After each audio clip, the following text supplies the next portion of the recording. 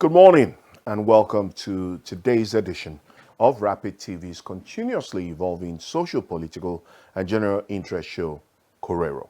Of course, I'm your regular host, Nkamiang John, the beloved, also known as the controversial. Well, today on the show, we beam our searchlight on the Nigerian film and sports industry. Yeah, from time to time, we have had the opportunity to follow developments in the Nigerian sporting scene, both on the local and international basis. But today, it's a mix of a different kind, the film and sports industry. But first, let me remind you that Korero, Rapid TV's continuously evolving social, political, and general interest show, is live and interactive on all our social media platforms. In fact, we are beaming and streaming live on our website, www.rbnradiotv.com, and on Facebook. And that affords you the opportunity to be part of the interaction and engagement on the show simply by following and liking Rapid TV on all our social media platforms. Don't forget, we are at official Rapid TV on Facebook, on IG, on X, formerly known as Twitter, and of course on LinkedIn and even on TikTok. So, like I like to say, even when the show is off the air, the conversation continues online. So why not be part of our growing online community by sharing your views and comments on the conversations that happen right here on Rapid TV and most particularly on Korero. So when you send your comments, don't forget to add the hashtag Korero, hashtag Korero. And if need be, of course, the subject of conversation that has tickled your fancy. At some point, hopefully, the phone line, studio line will be and active, so you get the opportunity to also engage in the conversation right here on the show. So let me give you a little background to my guest and today's conversation. Remember, we are looking at the Nigerian film and sports industry. Now, my guest is a she, and she entered the uncharted waters of the film industry in 2003 with a vision to make her mark. 21 years later, she has won several awards such as the Industry Championship Award, and as we speak, she is spearheading an upcoming Dream Team project in partnership with, guess who? The Ministry of Sports and Development. Now, probably this is the first of its kind in the history of our great nation, Nigeria. There have been all kinds of collaborations and partnerships, but this one is of a different kind. Now, joining me virtually to discuss revolutionizing the Nigerian film and sports industry is the managing director of Gold Star Group and the president of Homeland Films in the person of Mary Ephraim Egbas. Good morning, Mary. It's nice to have you join us on this edition of Korero.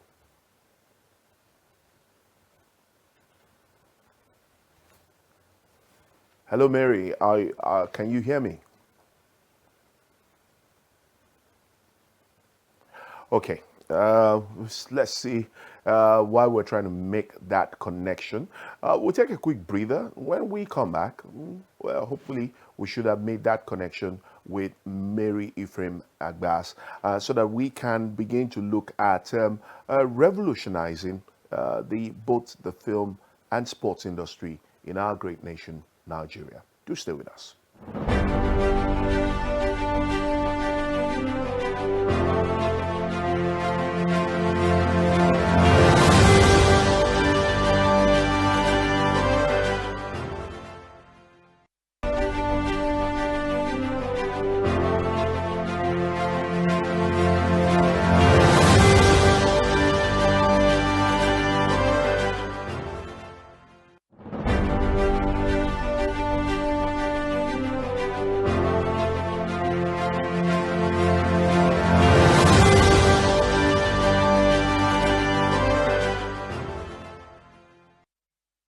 All right, if you're just joining us, this is Rapid TV's continuously evolving social, political, and general interest show we call Korero. And today on the show, we are looking at beaming our searchlight on the Nigerian film and sports industry.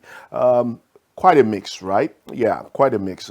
As we look at revolutionizing the Nigerian film and, of course, sports industry. Before we went on that break, I did give you an insight into who my guest is. She entered the uncharted waters of the film industry in 2003.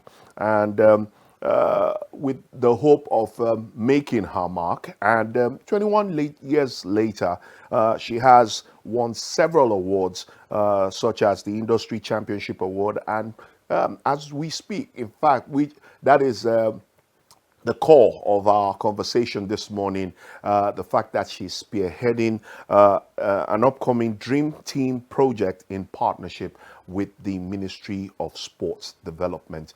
My guest this morning on Korero is Mary Ephraim Ebas. Mary, it's great to finally make this connection. I know we've been communicating back and forth online, but it's good to have you this morning. Thank you very much. And I'm not sure if you can hear me. I'm struggling to hear a bit. Technology is interesting, but can be challenging a bit. So I hope that you can hear me. Yes, I can hear you. Yes, I can hear you. Well, 1 month ago, Homeland Films signed a landmark film project in collaboration with the Ministry of Sports Development. The partnership marks the beginning of an extraordinary journey to bring to life the story of Nigeria's dream team and their remarkable triumph at the 1996 Olympics, which remains probably after the US 94, but the 96 Olympics remains probably the highest, the peak of Nigeria's performance at any international sporting event. Now, the project is set to revolutionize the Nigerian film industry and honor our sports heroes, inspiring future generations and strengthening the bond between sports and arts. Now, how did this journey start? What inspired this idea of, one, collaborating with the Ministry of Sports Development, and two, looking at making a film of the 1996 Dream Team.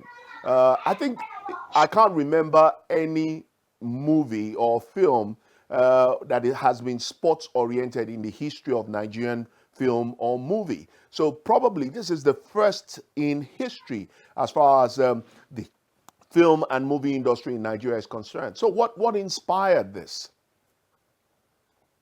This.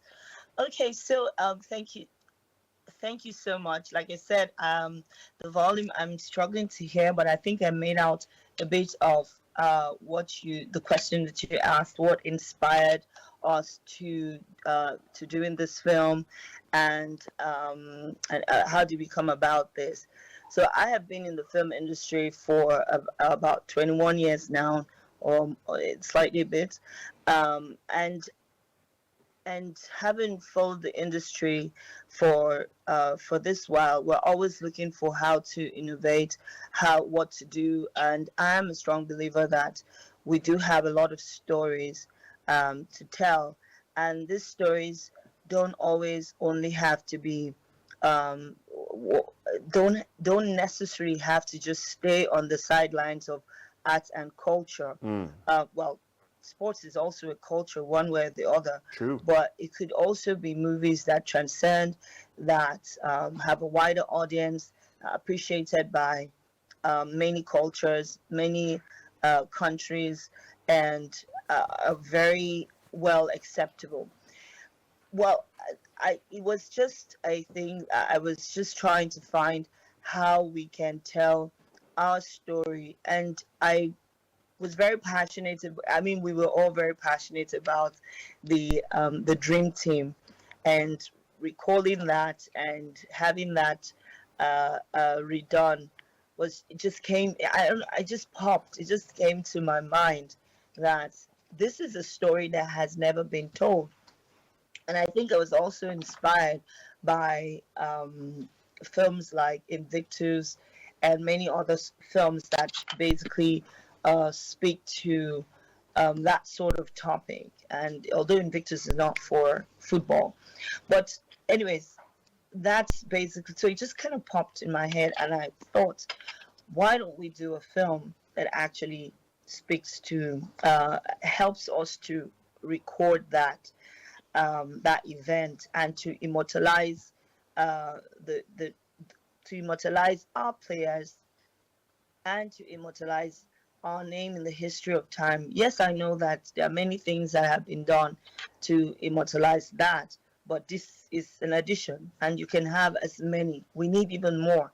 You know, at this point, being able to clean up our to clean up our repetition out there would take a lot of movies and a lot of, a lot of things to do that. So a movie like this, I think, would also just kind of add to the equation.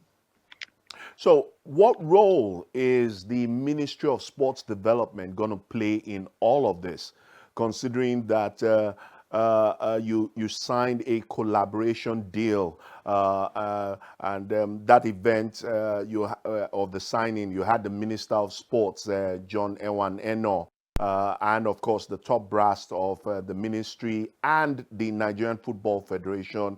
You had Emmanuel Babayaro, who was a member of that dream team as part of the those at that event. So what's the plan? How is the Ministry of Sports going to come into this? What are they? Are they going to be facilitators? What role is the Ministry of Sports and Development going to play in this? So thank you for that question. Now, the Ministry of Sports, I mean, we couldn't find a better partner than the Ministry of Sports itself, because first, I mean, they would be very good facilitators in respect to us having access to the players. I mean, the former players, and having access to the Olympics Committee to get some archives.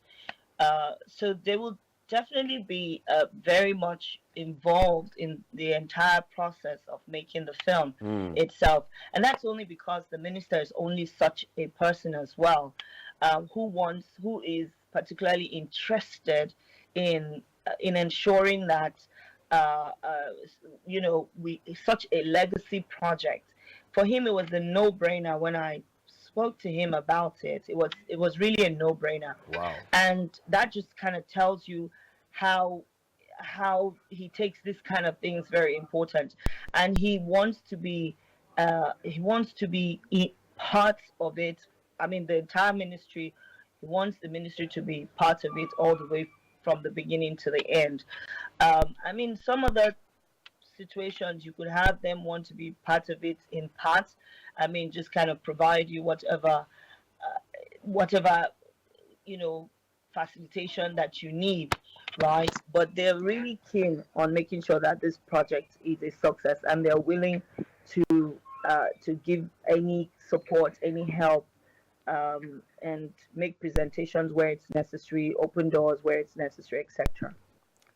Now, I'm really curious. You gave an example when you used the movie Evictus. In that movie, there were several stories in that story. On one hand, you had the story of President Nelson Mandela. On the other hand, you had the captain of the Springboks himself. Then you had the Springboks as a team, and then you had the Bobby Walker as a story. So I'm wondering, how do you intend to approach this Dream Team project?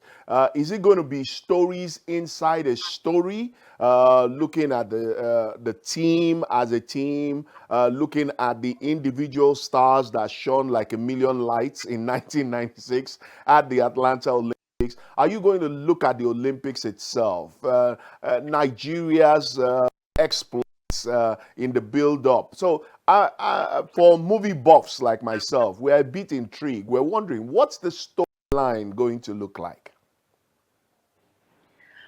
Yeah, so absolutely. So it's going to have many aspects to it, but in whatever way the scripting would go, there's certain things that we want, messages that we would want to use the film to pass on. So number one would be our place in history, where we were the first African country to win the Olympic gold. even up to now to Yeah. win the Olympics, and this was after I think 98 years of the Olympics, right?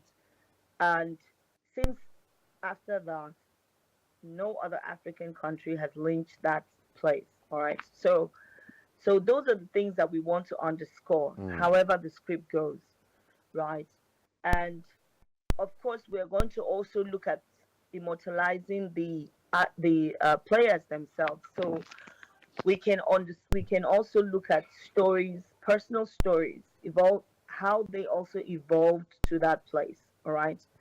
And then we are also going to look at from the coach side of things, right? Because there's a whole lot about how the how they even got to win. I mean, Babayaro was sharing a little bit snippets of the back room and the things that happened that we don't know, Yes. right? So, for instance, he told a story about I think their game with was it Brazil, and they won them 1-0 if I remember clearly. He was saying so, and they came back happy that it was just 1-0, 1-0 and the against almighty crowd was like, Brazil.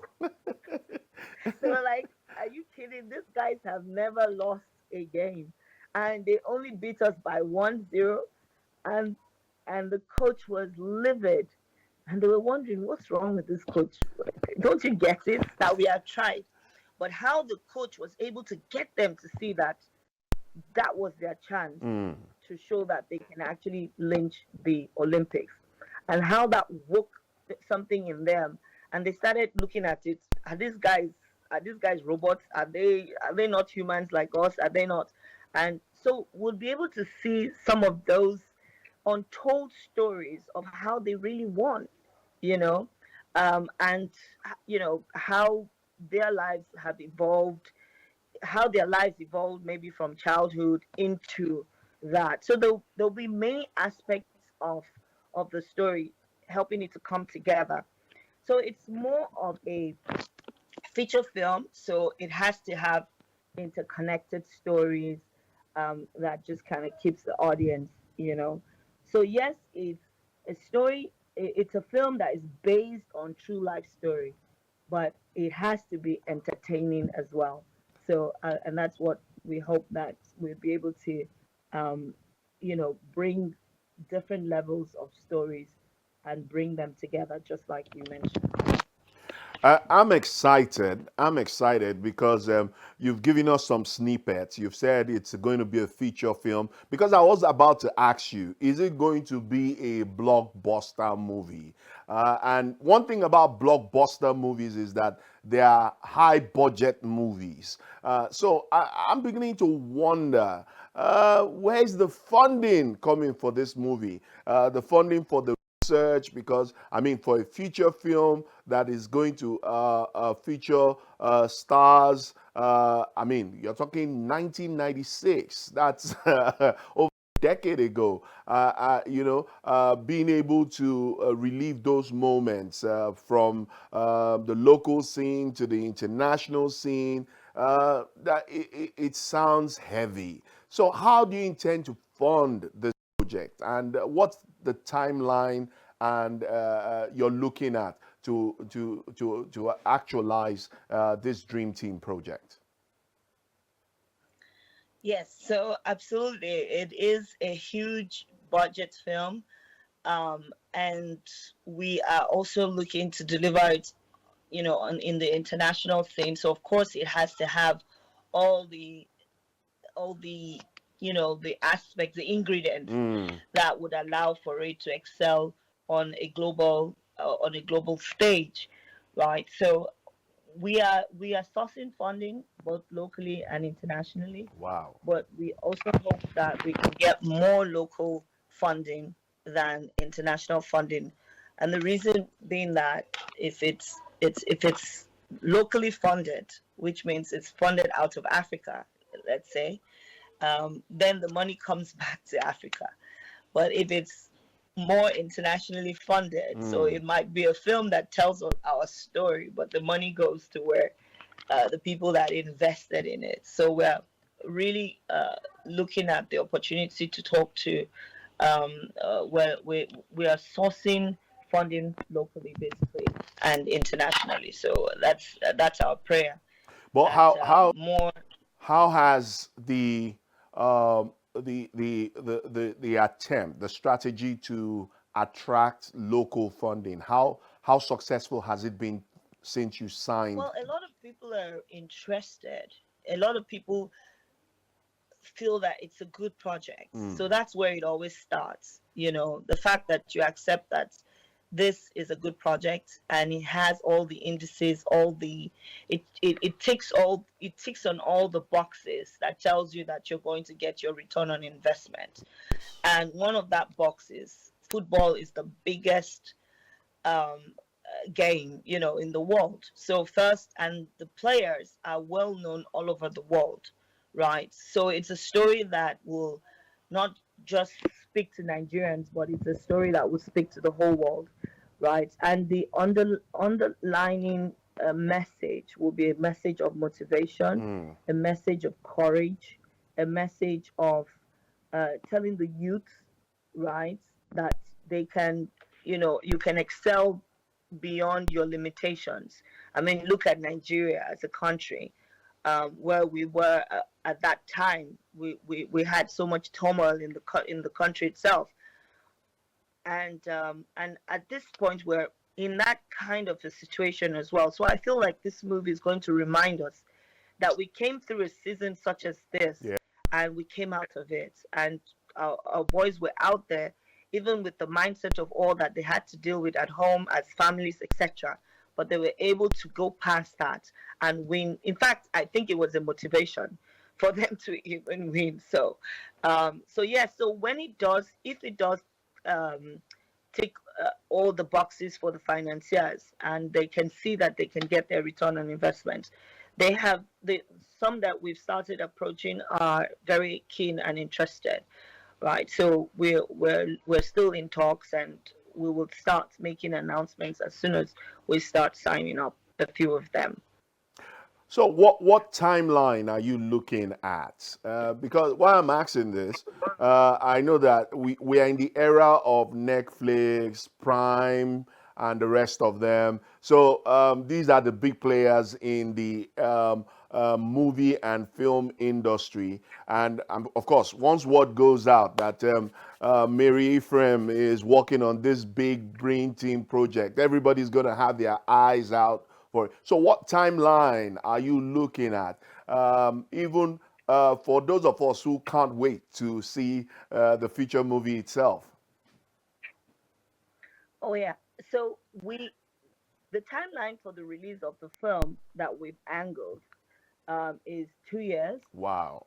and 2 years lands us just before the World Cup, right? Nice. So we're actually looking at it being a pre-World Cup film, release.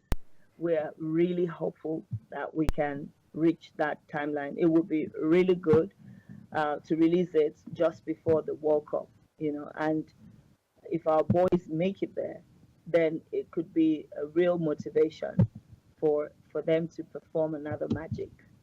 Uh, So we're hopeful that we can actually get to release it just before the World Cup, which is June 2026, right? So we're looking at releasing the film April, May, about that time. So Wow. those are the timelines we're working with. It's really tight, given the enormous work, but there's nothing. We're working with the dream team, so so we hope that we'll get some of those inspiration to make the impossible happen. So how are you hoping to get all the members of the dream team or just a few of them? And how many of them? I can guess that Emmanuel Babayaro has already indicated interest. So how many other stars have you spoken to who are enthusiastic in being part of this project? Well, I mean, we would definitely have to recreate all of them, uh, in terms of, you know, they all have to be complete.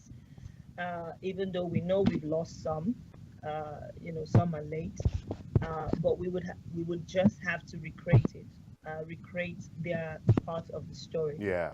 But for those that are alive, we hope to be able to also tell the story into their lives today, and and so that it creates that motivation where you can see where this person started and see how he's, where he is today, and that can give hope to as many, especially the young, the younger generation who are coming up. And historically, this would also serve as very important information and knowledge to to the next generation.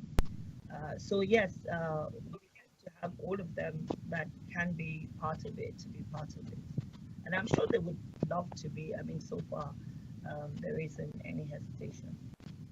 All right, Mary, we're going to take a quick break. And when we come back, I know we've talked so much about the Dream Team project, but I would like to get your take on developments in the Nigerian film and movie industry. We've seemed to take, as always, taking the world by storm. We've given both Hollywood and Bollywood a run for their money with the kind of quality movie storylines that we see movie producers just like yourself are pushing out on platforms like Netflix, Prime, and the rest of them. So we'll have this conversation shortly after this break. We'll show you bits of pictures of the signing of that collaboration between Mary's firm, film firm, and of course the Ministry of Sports Development. And then when we come back, of course, we'll be talking more of revolutionizing the Nigerian film and sports industry right here on Korero. Do stay with us.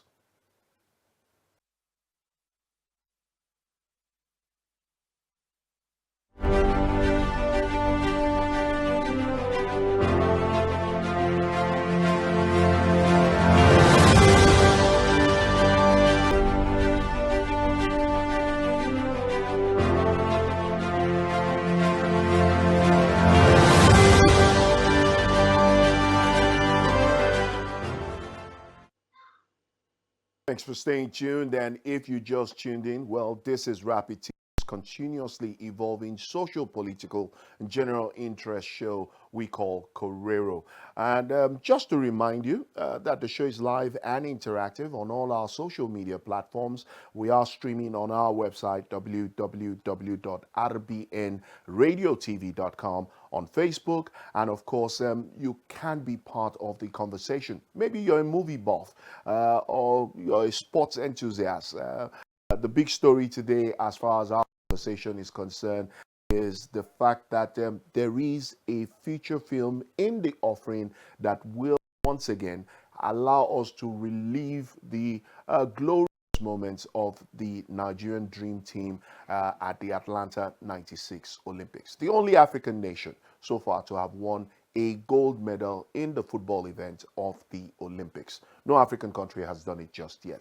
So you can be part of that conversation, either live on the show at some point. The phone lines will be open to allow you engage both myself and my guest. And of course, if you can't still follow the conversation even is off the air. Like I like to say, the conversation continues online. So be part of our growing online community simply by following and liking on all our social media platforms. Don't forget, we are at official TV. All right, and just to let you know, we are looking at revolutionizing the Nigerian film and sports industry. And still with me virtually is my guest, the managing director, Gold Star Group, and president, Home Films, Mary Ephraim Egbas. Mary, thank you so much for your time so far on the show. As I said, we went on that break. I really want to pick your thoughts or your thoughts on the current development in the Nigerian film industry. When we thought the Nigerian film industry had reached its wits' end, surprisingly, the advent of Netflix, right now as we speak, one of the most watched content on Netflix, on Prime, on Showtime is our Nigerian movies. How have filmmakers like yourself been able to, make that turn? Yes, now you have better equipment, you've got better technology, but most importantly, have you been able to, rub your shoulders with Bollywood and Hollywood?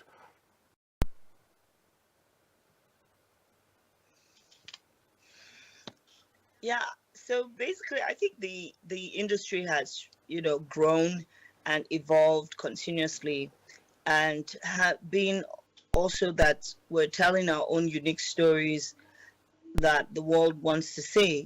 We're telling we're also opening up the eyes of the rest of the world to see what is in Africa, Mm. right? So I think that uh, curiosity is also helping us.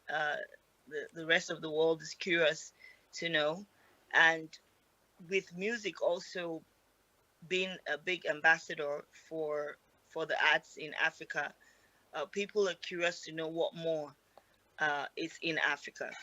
So so our movies are doing good. I'm totally talking about the movies coming out of Africa and Nigeria specifically.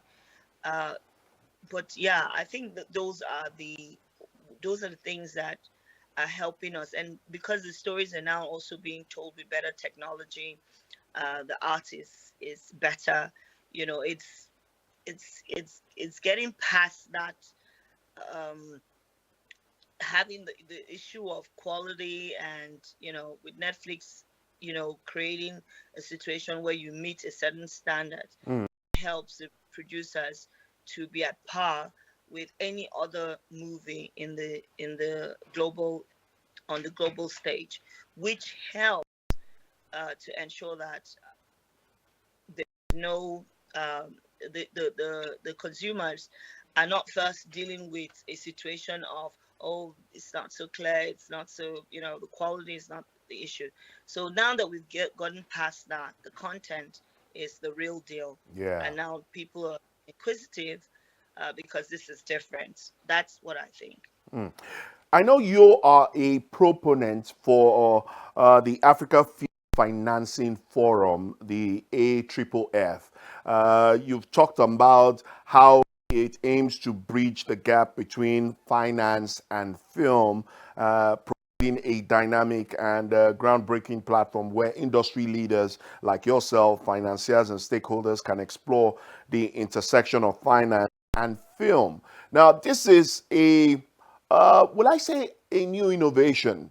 It's something that before now has not been heard of as far as the film industry in Nigeria is concerned. What you basically hear from film producers and script writers is the lack of funding. So, how did the AFFF come about? Because I followed you closely, and you're always hinging the success and the growth of the film industry on what happens with regards to the AFFF.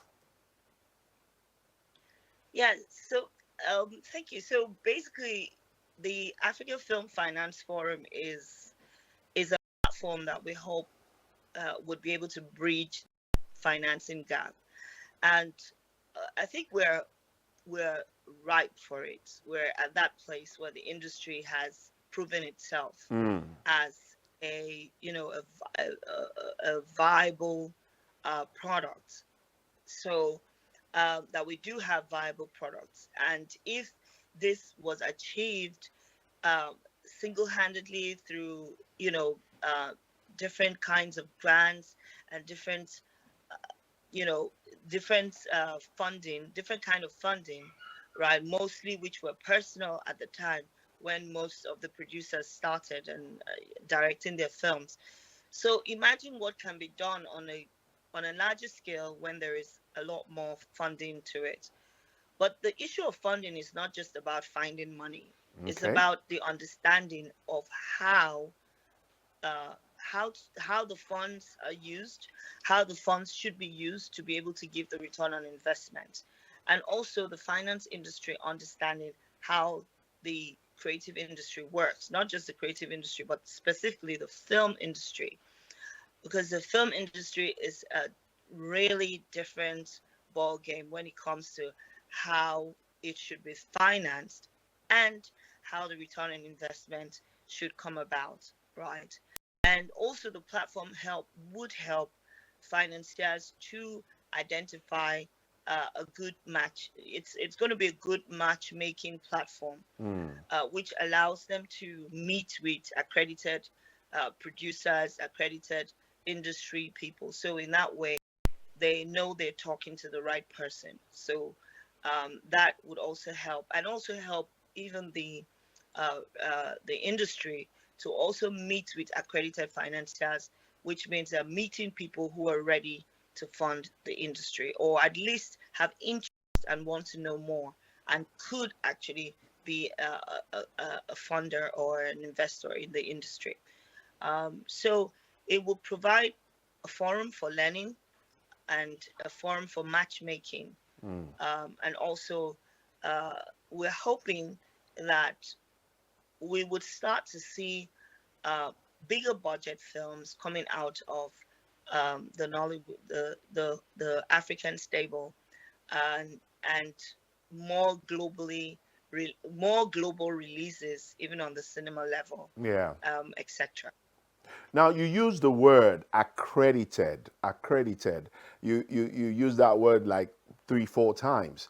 Now I'm wondering because I know as far as Nollywood is concerned, there are a number of groups. You've got the AGN, you've got the Actors Guild, you've got all of that. So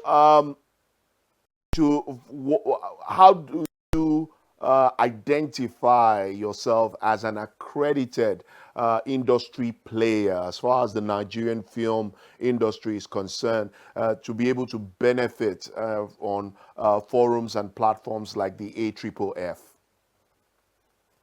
Yeah, so we are not the one. We're not accrediting you to be an industry person. No, we're accrediting you for the event. So when you apply to be accredited for accredited to come to the event, or to be you can come to the event and not be an accredited uh, um, industry player. It just means that your badge will not show that you're accredited, Okay. right? Which means that we don't have much information about, right? And we cannot necessarily put you out. We cannot, you know, identify you to a financier, for instance, Yeah. right?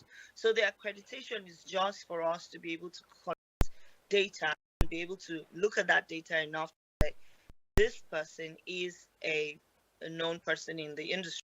For instance, things like, are you a member of a association, for instance?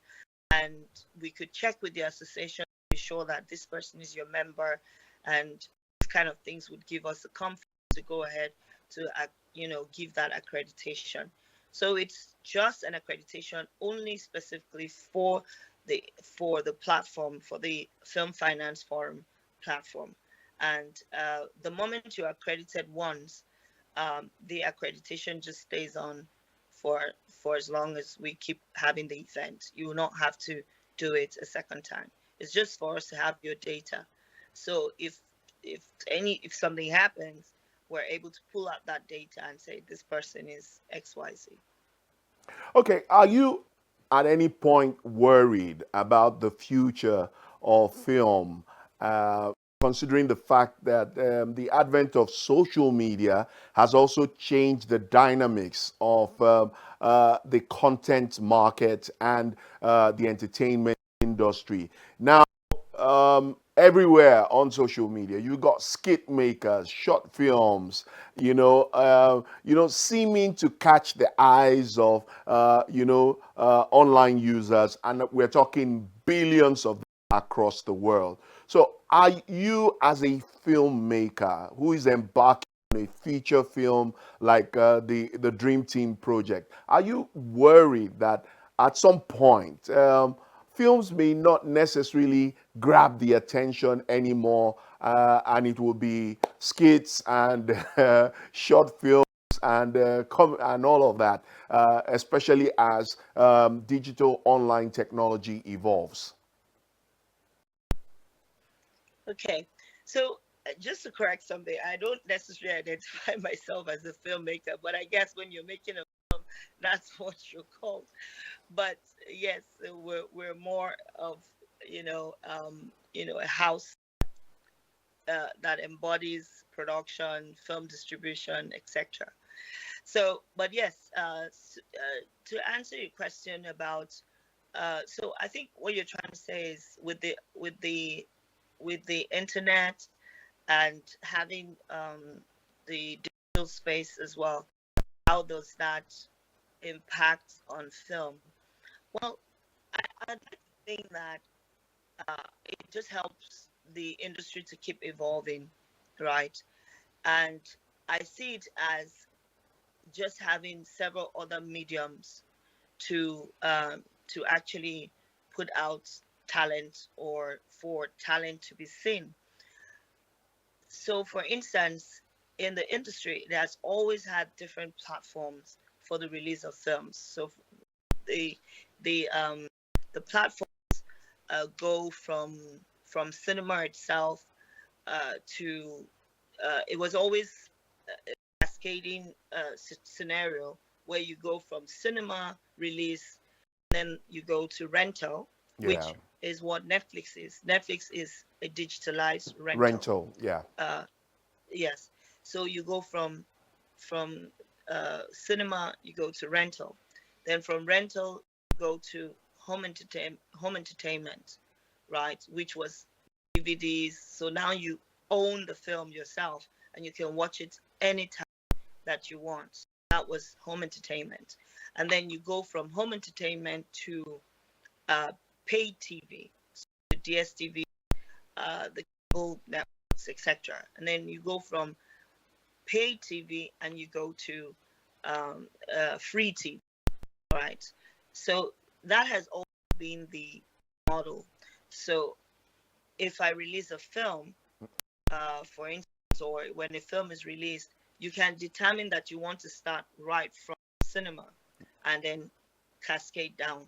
So you release it in the cinema for a period, and then you go to the next level, which is digital rental, etc.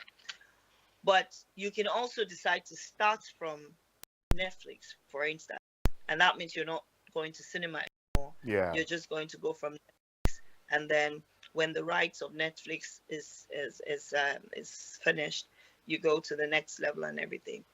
But what what Africa needs, or what we need to really get into, is being able to use all these different platforms properly to be able to get our return on investment. But most film producers and filmmakers really aim for one or two, right? We need to be able to have a film release from one level, keep releasing on different levels all the way to the end.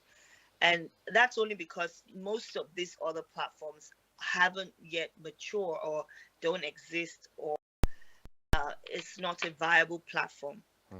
We need to make sure that all these ways of seeing film are viable.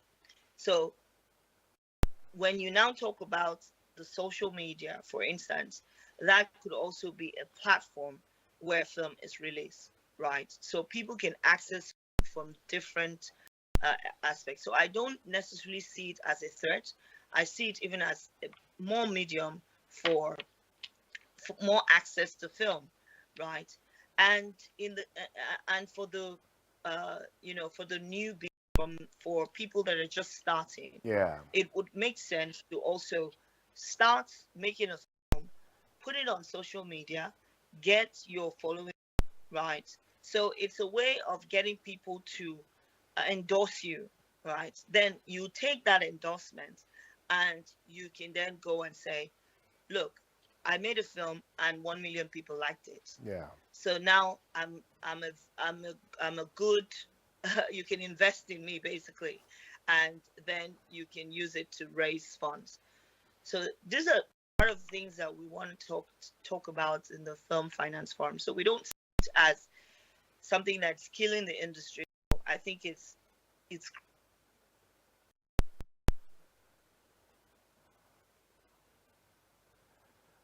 creating more room for more. Sorry, I don't. Okay, I'm sorry. It's all right. Well, Mary, thank you so much for your time on the show. It's been enlightening. It's been insightful. It's been engaging, and you've shed a whole lot of light, especially with the AFFF, and of course, I can't wait. 2 years seems far away, but we are counting down to Not see so far, but you soon enough. to see that feature film of the You know Dream what's Team. happening. So thank you so much for making out time to be on the show, and we hope that when we do come calling again, you will oblige us with your presence. Absolutely. Thank you so Thank you much. very much. All right. Interesting convo there with Mary Ephraim Egbaz, the managing director of Gold Star Group and President Homeland Films, especially as the countdown begins to the feature film, historic, if you ask me, the first of its kind as far as sports movies are concerned in this part of the world. The Dream Team Project, yes, reliving the Atlanta 96 moments of glory as far as Nigerian sporting prowess is concerned. Well, that's the much we can take on this edition of the show as we looked at revolutionizing the Nigerian film and sports industry. Of course, tomorrow will be another edition. Hopefully, we will be able to continue our conversation. Hopefully, just haven't confirmed just yet that my guest will be available for that conversation on protecting and promoting and preserving rights of human rights front runners. Okay, we had some connection issues during that edition of the show, and hopefully we will have that conversation tomorrow. But if not, trust us as always to keep our ears to the ground and our searchlight aimed on developments as they evolve in Nigeria, across Africa, and globally. And that's why all we do right here on Rapid TV's continuously evolving social, political, and general interest show is have a conversation. I am Nkamian John the Beloved, also known as the Controversial, saying a big thank you to you for allowing us be a part of your morning. Till tomorrow, it's bye from us.